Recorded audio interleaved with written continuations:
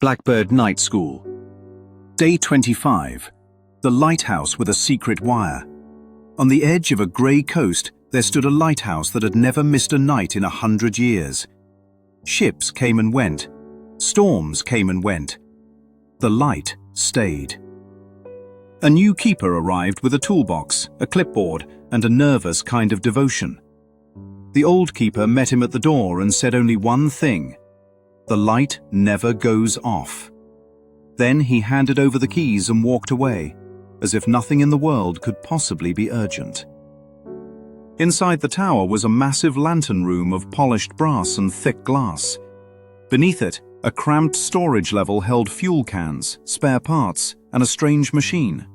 A steel bicycle bolted to the floor, connected by chain to a generator. The new keeper stared at it. A bicycle in a lighthouse. On the wall above it, a sign read, "Emergency power. Use if the light fails." Night fell. The wind sharpened. The keeper checked the lens, checked the wick, checked every gauge. Everything looked fine. Still, a thought hissed in the mind like sea spray. What if it fails on the first night? What if the light goes out and it's on me? So the keeper did what the nervous mind always does. It rehearsed catastrophe until rehearsal felt like responsibility. He climbed down, straddled the bike, and began to pedal, just in case. Slow at first, then harder.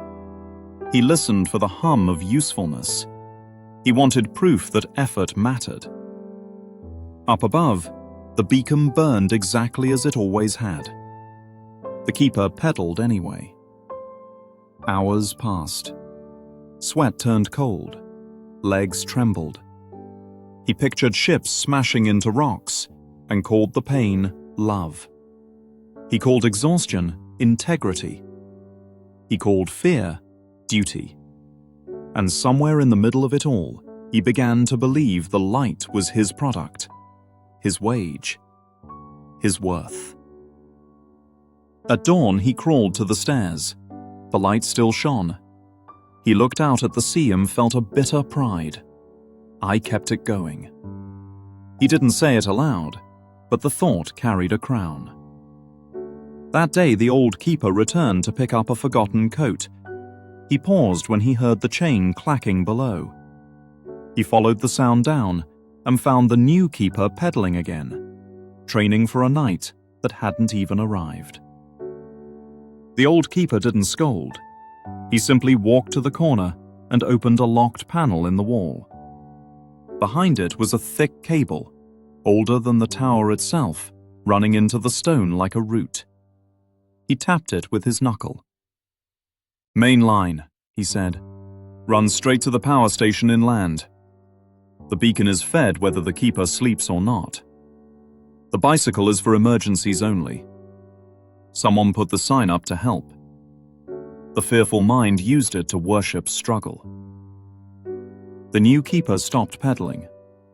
The silence felt offensive at first, like quitting, like failing, like letting something sacred down.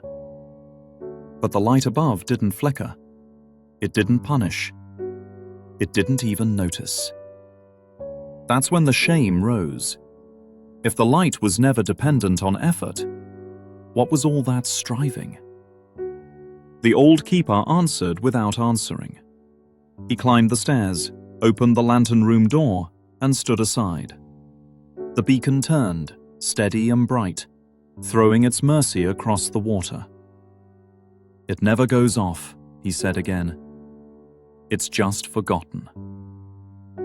Striving is impersonating God, because striving quietly claims authorship.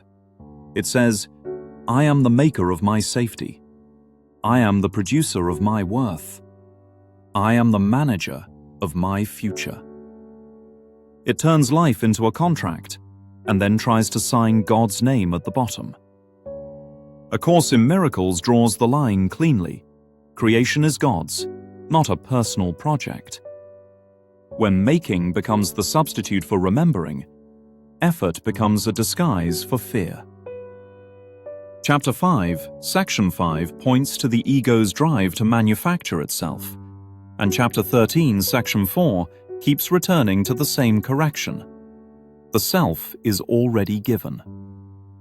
What is given does not need to be earned. What is created does not need to be improved. The keeper didn't become lazy. He became sane. He still cleaned lenses. He still checked the weather. He still climbed the stairs. But the inner muscle stopped trying to replace the source. Work became functional, not devotional. Action became a communication, not a negotiation. And that is the quiet miracle of day 25. The lights never go off.